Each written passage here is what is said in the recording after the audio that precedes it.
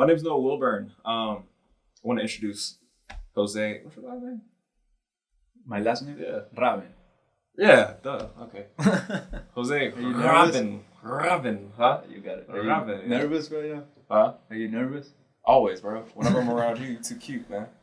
Jose owns a digital marketing company called Cybertree, and I own a creative agency called I Am Creative. We're a video marketing company. Digital, we are in the same lane, but you know, Jose, and I don't want to speak too much for you, but Jose focuses a lot on, you know, websites, SEO, Google AdWords, a lot of the technical behind the scenes stuff that the general public probably doesn't completely understand, which is why we're thankful that we have people like Jose. And then on our end, obviously, we work with, you know, more visual content, disruptive content. So with that being said, Jose, what's your story a little bit? Give us a little background in Cybertree. It all started after a interesting work experience that I had at a big company here in the US. Wasn't really the experience that I was looking for.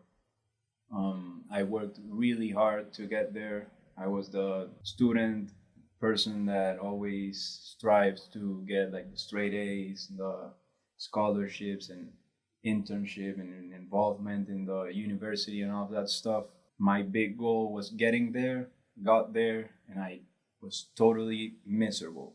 That made me think a lot. So I started to read for the first time in my life.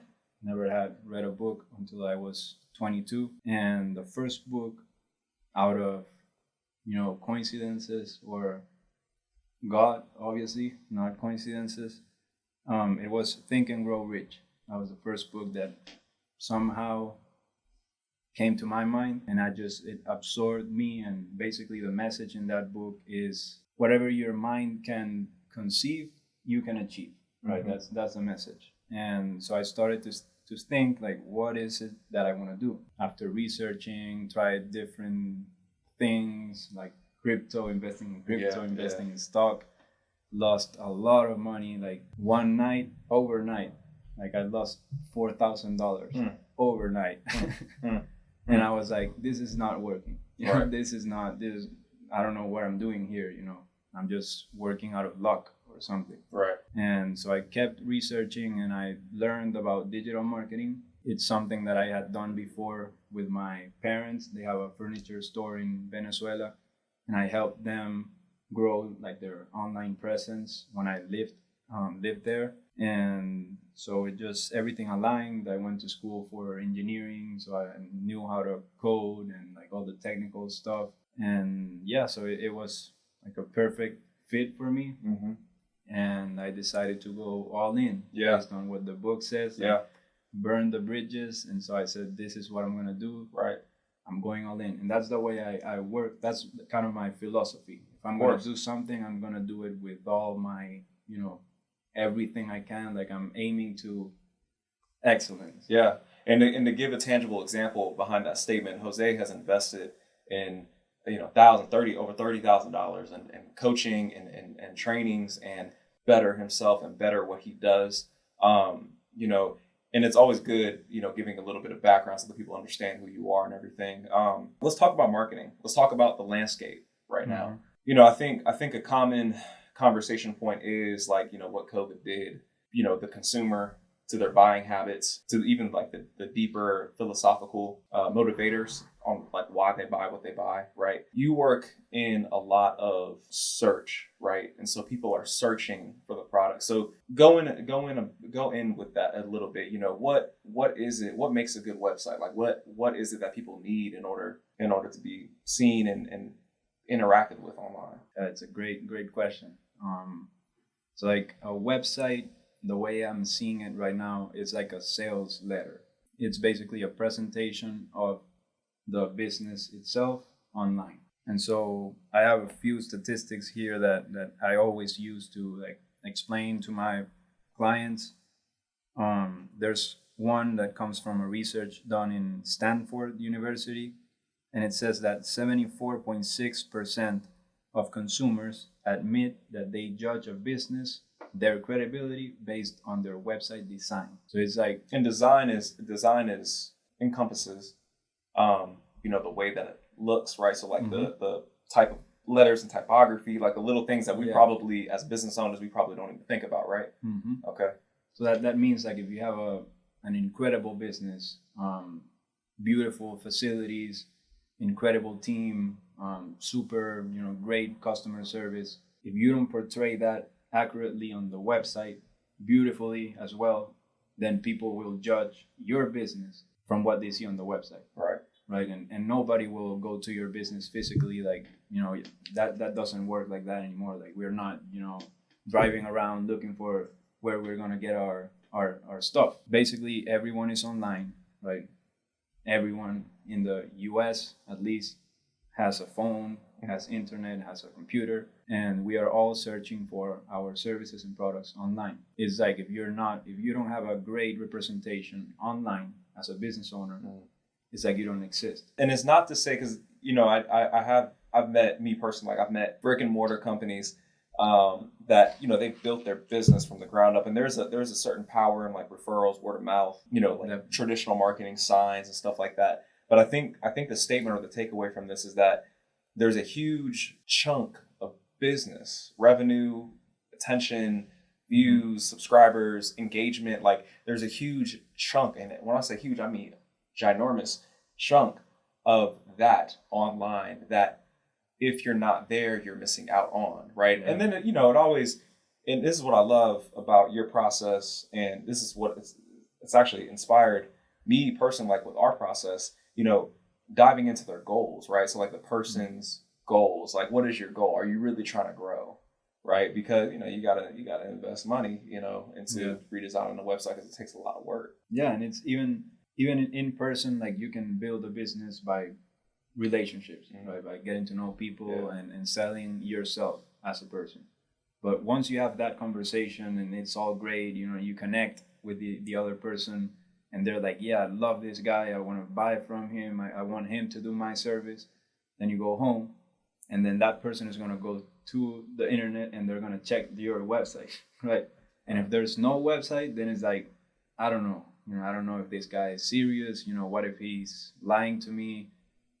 If the website is not representing what the conversation meant or represented to that person, then it's like you can build a business without a website, but it's definitely going to affect because we're always checking. We're always going to online to see that.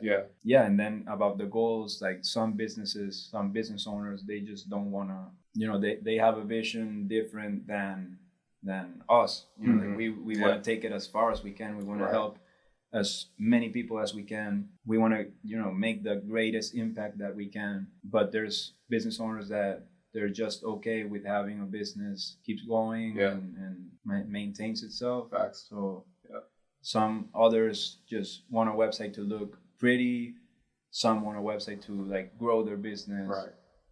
Let's talk about that, right? So the first thing that we talked about with a good website, it's the design, right? So that's all the little things that we don't even think about.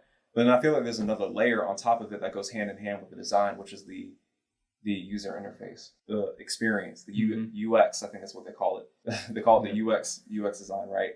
User experience. So what are some things that you guys have implemented when it comes to user UX? Or the user experience on a customer's website? There's a lot of principles, like design principles, that you can apply that are like, different. Like you want to make your call to actions, whatever you want the customer to do. Like you want them to sign, like to book a meeting or sign up for your newsletter or whatever you want them to do. You want to have that like clear in front of their face.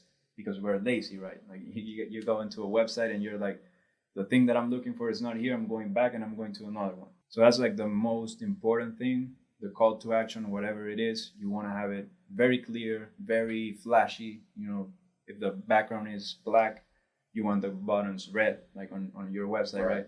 So it's like it catches your eye. But overall, I think my philosophy is the same as I do in person, like personally. I want to be authentic. I want to be myself, show myself with my strengths and my weaknesses, right? And you're saying this in reference to a website or just in reference to, okay, I see. That's why we really take a lot of effort and time to interview our clients, to understand them, to see their personality, their goals, their vision, what they value, how their team works, just everything, so that we can represent that authentically, like real, like as they are, instead of doing something that is artificial, right? Because it's the same with us. If I try to come here and impress everyone and like, I'm the big deal, it just, you see it, you feel it. It's like something's off, something's weird here. What are some questions that people need to be asking themselves when either looking at their website currently, or even in like the stage of, maybe I should change it? Like, what are the questions that need to be asked, when going through or considering that decision? The main thing goes hand in hand with the authenticity is, what is your differentiator? What is your unique value proposition? Your UVP, That's the most important thing. And it has to be authentic. You cannot say like, we're the most professional and, friendly customer service in the country or whatever. It has to be something real, something that your customers appreciate, that they have mentioned, something that your team knows, something that is real. And then that's really tricky, getting that, what makes your business different. Me personally with I Am Creative, I struggled with that for a couple years. Like, I really did. And it's only because of this year and just the things that have happened that I've realized, like, for our UVP is our system, and it's our team synergy. Like, it's the internal structure that we have. It's very different in comparison to other agency models and the model that we're building towards. We're building towards a 12-person team specifically, nothing more, nothing less. In the system, in the positions that we're hiring for, we're restructuring to where, it's not like this. It's not so much as a hierarchy, and it is like a revolving system. That if a client comes in, they go through the whole system in order to get what they need, right? I mean, that's why the circles for us, they represent so much. It can sometimes, when you're in it so much, it can be hard to really understand your unique value proposition. And sometimes it does take an outside resource in order to find that unique value proposition. And alongside with that, it takes a lot of trust for that outside resource or human that you're using, and human that you're using, to understand what that unique value proposition is. What are some situations, or what are some tactics that you use to find another person, or even yourself, like your unique value proposition? What are some tactics that you've used? It's a complex problem, right? Okay, it is. Yeah. Because there's a lot. There's different things that we do that make us different. The answer to that question is, why do people buy from you? Right? Why are people buying from us specifically instead of buying from others? So that's the main question. And there's some people buy from us for one reason, others buy from us for another reason. So there can be, they are different. We have different differentiators, right? We just got to find the main one, or the one that we really want to build. And so one of the things that I always do is I go to the reviews of the business, and I start reading, what are people saying? And there's always patterns. There's like, this team was super professional, super responsive. I'll give you one example. HVAC company, all the reviews say like super responsive. They're super fast. AC broke in like 30 minutes. My AC is back on. That was like the main thing on mostly all the reviews. And so the unique value proposition is, we are extremely responsive. That's like the main thing. Wow. We don't really need to say anything else. And so when someone is looking for like fast service, like I'm hot right now, I need to fix this, they see that extremely responsive service, and it's like, okay, I like this, I want to go with this. It has to be something that is not used by everyone, right? Because like, if you say, well, it's got to be unique, right? Exactly. And that's what I'm saying. Like, and sometimes, and I feel like I just cut you off, but sometimes your unique value proposition is not the correct fit or what somebody's looking for. You know what I mean? Like your unique value proposition is unique to you and the person that resonates with it. But that's not going to be everybody, right? Exactly. And I think there might be a misconception where, especially for B2C type of companies, organizations, and businesses, you know, they're like, you know, I'm the consumer, right? But it's like we have to really hone in on your customer profiles, right? Which is a whole nother conversation, I feel like. But you know, you don't really get to your customer profile until you find that unique value proposition. And that's what you said is like the best example I think about is when you go to the supermarket and you see the toothpaste. There's like a whole, you know, thing of toothpaste. How do you decide, right? There's the whitening ones, there's the cavity thing ones, there's the mint, there's the flavorless, there's the organic, the, you know, natural, there's, you know, all these different attributes, right? And they're all valid. But some people prefer they want to have their teeth white, you know, and they get the white one, or they get or some others want to have something that is like good for the earth, and so they get the other ones. There's not like a universal you know, differentiator. Yeah, well, I mean, I guess there's universal offers, but exactly. But if you say like we are the most professional, yeah, we all want a professional business, right? Yeah, so but who are you to say that you are the most professional? I'm the most professional, right? Exactly. You know, yeah, it just gets all confusing. Like no one is gonna take the opposite position. Right. That's the main thing. Yeah. That's what we gotta look for. Whatever unique value proposition that we choose, we gotta make sure that there's people out there that are willing to take the opposite position. Mm-hmm. So there's people that say, you know, we're not the most responsive. We're not gonna be there in 30 minutes, but we are gonna, you know, whatever X benefit. Right. And so taking a couple steps back, what makes a good website? What gets somebody to buy, right? Because ultimately, you know, that's what people come to us for. It's like, you know, I'm trying to get people to buy my stuff. You know, that's what people want, right? So it's like, what are we gonna do in order to attract your buyer, right? Mm-hmm. And the first thing is, you know, I think we talked about was design, right? So, you know, the design of your website, you know, has to be one, unique to you, but also it has to just look good, right? Mm-hmm. And I think there is like this general consensus of what looks good and what doesn't, right? And then once you find that general consensus of what looks good, then you can add on, you know, the unique style. But then the second thing to that is the unique value proposition, right? And so it sounds like unique, such a big word. Because we're all unique, right? We're all humans, we're all completely different. There's no humans alike. Right. And so, you know, the second thing is like unique value proposition. So you got to have an offer or a benefit that is, you know, unique to you that somebody else can resonate with. So what would you say is the layer on top of these two things that we've talked about? So that's like the business card, right? Right. Beautiful business card. It has like gold and diamonds on it. So it's beautiful. But if you don't give it to the right people, then you're not doing anything. Right. So that's basically kind of like the first part.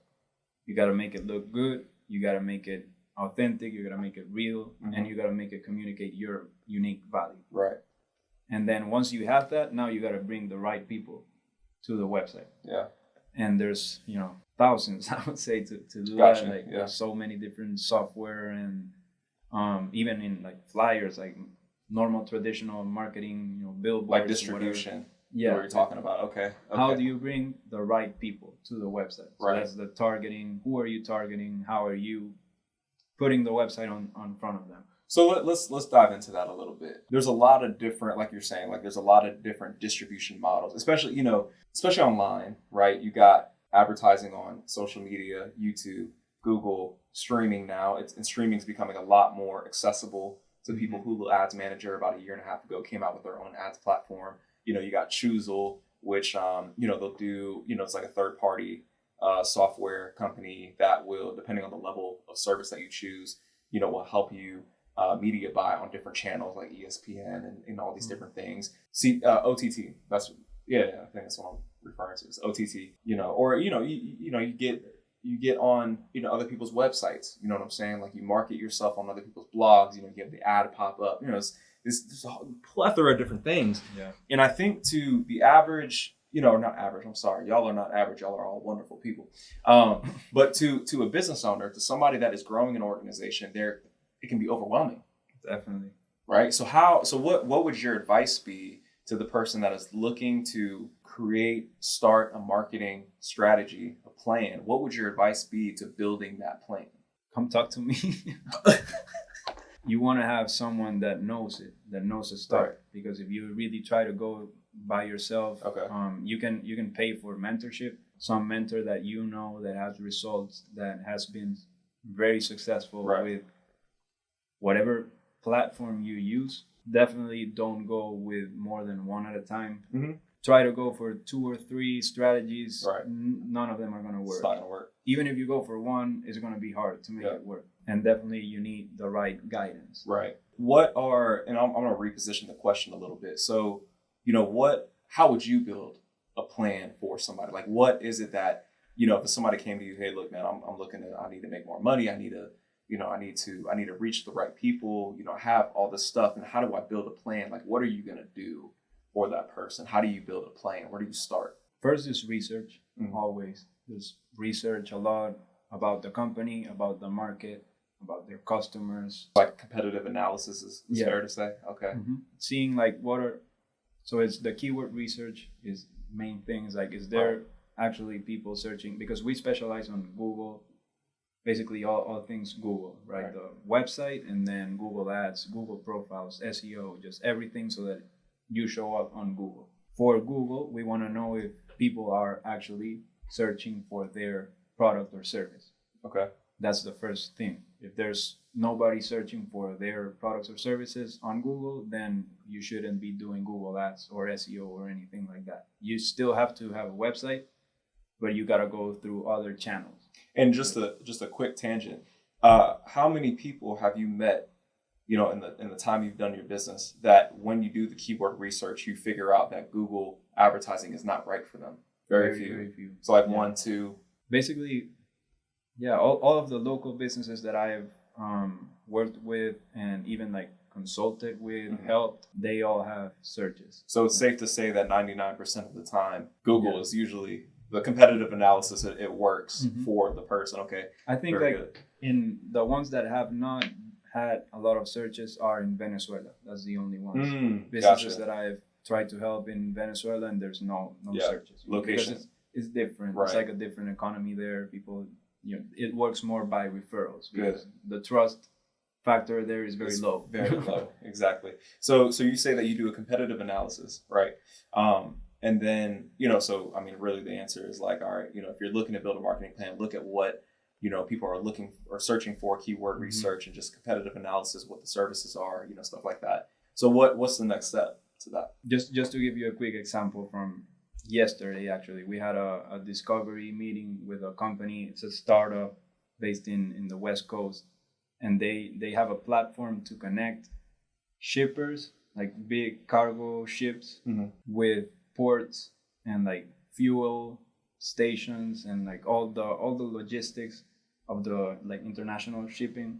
And they build that platform and they're marketing it to shippers, people in all that industry. And there's a lot of searches for that. There's a lot of people searching for like cargo shipments from, this country to this country. There's like 1,000 searches per month for that. Wow. There were thousands and thousands of searches. And that's like a very, very particular business. Right. So what can you expect to like normal day-to-day things? Next step, once you have the research, there's searches out there. There's people searching for what you offer. There's a demand. Right. You want to see the competition also. Sometimes it's just not worth it. There's sometimes, depends on the budget also of the person. There's markets that you have like personal injury lawyers. Very high competition. It's like $200 for a click. Right. Like $100 to $200 for one click. Yeah. And you have companies that are spending many thousands of dollars every month. There's a really high competition. So if you try to go for Google Ads or even SEO, it's gonna be, Google Ads is not gonna work, because basically when Google Ads is like an auction. So you come and you're like you're an advertiser, right? There's like, hey, we got this person is searching for your service. Who's gonna pay? So someone says like, I'm paying $50 per click, and then this other guy comes in and says like, I'm gonna pay $200 per click. They're gonna give all the clicks to the $200 business owner. And so you're not gonna stand a chance. You're gonna still waste your money, use your money, but you're not gonna get the right clicks. You're gonna get something different. That's why you need guidance also, because a lot of people say Google Ads don't work. It doesn't work if you're not targeting exactly the right people that you need to target, and you're putting exactly the amount of money that you need to put so that Google will select you and show your ad to them. You want to see the competition. You want to see there's demand. You want to see the competition. You want to see how high the competition is. And then if the competition is kind of fits with your budget and there's demand, then it's a good avenue for you to find customers. And so at that point, once you see the demand, you see where people are at, essentially, you have the guide. At that point, it's like, then what? You pull the trigger? Or I guess I would assume at that point it's like, I got to go find the right person that can help me implement this plan that I have. I have the keyword research, I have my competitive analysis. And so then next step, you have the green light, right? Everything is checking green. Now you want to set up the campaign. You obviously want to have your website, as we already talked, beautiful, accurate, authentic, unique value proposition. You have the green lights on the kind of strategy, and then now you set up the ad, and then there's 3 things that you got to get right for it to work. The targeting, right? You want to target the right people, because if you have a lot of people coming to your website but they're not your prospects, then you're paying for nothing, right? They come to your website, they say like, this is not what I was looking for, and they go back, and then you still pay. So targeting is a big thing. Then the ad is the ad itself, right? Once they search for something, they'll see your ad, and that's the first impression they get. So you want that ad to entice them, to show your unique value proposition in words, and that will entice them to click, go to your landing page. And that's the third step, the third part of the process. And that's having the right landing page. Of course. It's a very specific landing page with what the person is looking for. For the HVAC, you put this ad and you say AC repair in Gainesville, right? And someone is searching for AC repair in Gainesville. They search for that, they see the ad, AC repair in Gainesville. They click, and then they land on a page, and it says, we're the best HVAC company in Gainesville. We have all of these services. It's like they get confused. People get like, I don't know, I just want the AC repair. That's what I saw in the ad. That's what I'm trying to look for. I'm going back. Yeah. So you want to have like AC repair on their face, right? Once they land on the page. And you also want to give people like a systematized. Like, people are complicated, but we're also very simple. If I land on a page for AC repair, then I want to be able to, and this is what I talk about with the UX experience or the customer experience, is I want to be able to click on AC repair. I want to see what it is. More than likely, I want to see the process of how it works. What do I need to do in order to get started, and how much is it going to cost me? And just being very, very specific with the offer, being very, very specific with the customer experience, being very specific on what you're going to get out. If you pay this money, this is exactly what's going to happen. You did a landing page for us on our video production page. And, if anybody ever goes and looks for video production, they'll probably see it. But if you land on the page, it's very specific. It talks about, and this is something that we need to get into too, is the why, right? But it's very specific. It talks about our why, talks about what we do, this is video production. This is a video production landing page, nothing else, right? Here's our system, right? So here is how this thing works. Consult, storyboard, create, deliver. Very easy, right? 4 rounds, very easy. And here's the button to tell us what you want. Really big and red. Very big and red, right in your face, right? So, I think that by, again, just recapping, just having a great design that, people fall in love with, having a unique value proposition that people resonate with, and then, having the research and the targeting and the type of person that you're going after on hand, ready to go, and then being specific about your service and what people are going to get out of it, and then I think the final piece of this would be the why. Like, why do you do what you do, right? Like we talk about mission statements, purpose statements, right? Our mission statement: inspiring creativity by leading with empathy. Simple, period. And it's real. It's real. It's like something that you do. It's something that you live. Right. Every day, man. Every single day. I mean, I got stories on stories just recently, since we've changed this mission statement almost, a couple weeks ago, how inspiration led to creativity, and all it took was somebody being empathetic to the other person, meaning that, somebody was, whether it was me, whether it was, one, Dom, Jack, whoever it might be, they were empathetic and they listened and they were there for that person, which then inspired them to go do something. So, that's just a brief example of what your mission statement, your purpose, or your why, and your why can do for the person on the other side, right? So it's like, if I understand and resonate with your why, more than likely you're gonna get some FaceTime with me, and if you get some FaceTime with me, it's over. So that's a close. And you want to see it's real. Right? Exactly. You see the website. It's like, oh, it's really cool. I like it. Right. Seems like similar to me. Let's talk. And then you go to the meeting and it's different, like a different vibe. And then it's like, I don't know. Right. So that's the big thing. Coherence. That's the word. Yes. Everything has to be coherent. Yeah. Like from your website, your attitude in person, your sales messaging, your marketing, your landing page, ad, everything has to have the same line of thought, and it's branding. It's got to be the same all around. When it comes to the messaging, right, we both work with people who need to have an accurate message that represents them, so that the consumers can come in and buy, essentially. What are your ways of creating that accurate message? Is getting to know the business owner, the relationship. I want to sit down with them and empathize, right? Just getting to like the whole story. It's like, what did you do before you started the business? How was that? How did you feel? Why did you start? What struggles did you have? What were your goals? What drove you when you started? What drives you now? Just a real conversation. From there, we record all of that, and then we start like brainstorming. We write all of the content. All of the team is present in the meeting, the interview. We all participate. So it's like we really try to, absorb all about the person and the team, and then that's how we get the message. Right. It's not thinking what will people want. What do people want when they hire a video production company? Yeah. That's not really the question that we ask. Our question is, what's valuable in you, right? What value are you bringing to this world? Yeah. And it's different. We all have different ways of bringing value to other people, but that's really the question. And if you're not bringing any value, then you're probably not.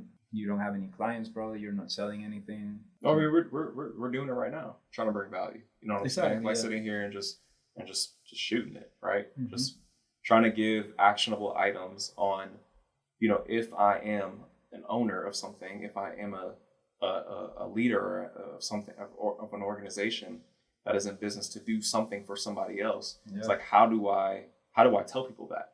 And we're trying to give actionable steps on how you can do that, from design to your unique value proposition, your competition analysis, to demographic research, to distribution. And then all of that falls under, why do you do what you do, right? Yeah. Under having that holistic viewpoint on why. So, and here's an unpopular opinion, bro. I've been doing marketing it sounds so amateur. I've been doing what I do for, I think it's 4 years now, I believe, right? So, fresh to the game.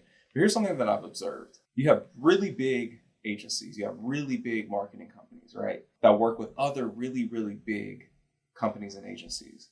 I think that, and I'm not inside of these organizations or anything, But I really question how the integrity of a relationship between two humongous organizations can be kept when you have that many people. And it's so interesting, bro, because I truly believe that businesses are not, or were not created to grow as large as they can.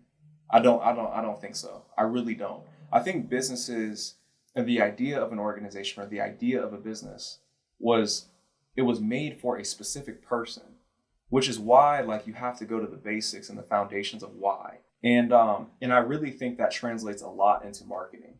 I mean, we've been talking about it, like your why translates into your marketing and your messaging. And if you don't have a relationship or like a relationship with integrity with the person that you're working with, whether it be your marketing director, whether it be with an outside agency, if you don't have that integrity, then you're missing out. I don't want to say that you're not going to get what you want, but I am going to say that you're going to miss out on things that you could have had. You're probably not going to get what you want either. You can get the money, but then, there's billionaires, I guess. I'm not really sure of billionaires, but there's a lot of people that they take their lives, even though they have all the money in the world. Mm-hmm. To get what you want, you really have to be real, aligned with your values, with, not doing it without any base. Look at Jesus, right? Right. You can believe or not believe, but he moved millions and millions and millions of people right in the same belief system, the same value system. They were all aligned. All of us believers are aligned. Right. And so it just takes a really big and strong and leader that has defined strict integrity kind of to have all of the people aligned, giving that value. Yeah. And creating that impact, right? Mm-hmm. That's obviously that's a whole nother conversation. Being able, once you have, let me tell you something, man. We have a team of 6 total. And if you would have looked at us a year ago, we were not aligned at all. It's hard. It's hard. Yeah. We're as we said, we're completely different. It's like Jim Rohn says. Yeah. It's like trying to herd. I think herd is the word, HERD. Mm-hmm. It's like trying to herd cats. Trying to put them like in a line. It's impossible. Yeah, it's really hard. Borderline impossible, right? Yeah. But if you would have looked at us a year ago, it's like we were just not aligned in our. And it showed, like it showed in the customer experience. It showed in our marketing and our messaging, right? And there wasn't a lot of unity behind our why. You know what I'm saying? And it showed in our marketing, and it just showed in everything. But this year, like we've really been able to hone in on why we do what we do. What's our mission statement? What's the culture that we're trying to build in our organization, right? Once you have that locked down and you have this synergy in your team, and it could just, for the viewers, for the audience, it could be, a person, it could just be yourself. It could be, it could be 10 people, it could be 20 people, whatever. Your relationships with others will affect, and it does affect the message and the marketing that you put out.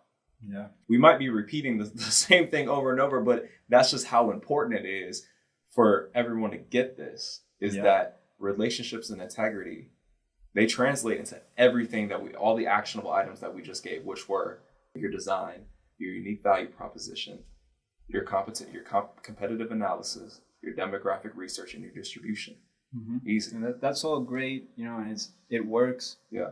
But if you have everything set in place, all the steps that we talked about, is everything aligned, everything set in place. Yeah. But then you as a person, as a human being, and your team, even us, as human beings, if we are not aligned and real, because we can say, yeah, I'm the most professional, I'm the most, helpful servant, whatever, and I put that everywhere and everything is aligned, but then my integrity, like my value system is not aligned to all of that, then it's not going to work. If you don't believe it. Yeah, people feel it. We feel it. It's like we feel when something, you see a speaker, like a public speaker giving a talk, you feel something's off.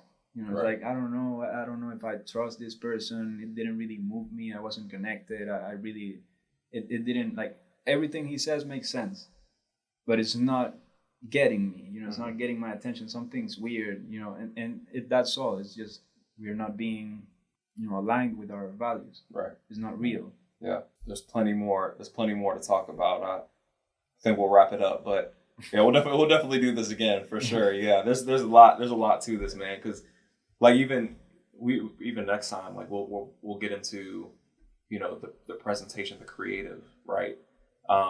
You know, what the visual, right? What's being shown, you know, what are people, how do people connect with, you know, a video, or how do people connect with like the design? So anyway, we'll get into all that stuff. I appreciate you, man. Thanks for coming, man. Yeah. It's an honor for me to be part of the podcast and of the first episodes. Yeah, man. You know it, bro. We'll see you next time. I hope that you guys are able to take a piece of this. If you stay till the end, then honestly, congratulations, man. I wish I had a secret bonus for you or something, but we just have not planned that out yet. But hey, maybe we will in the future. So y'all take it easy. We'll talk soon, and God bless.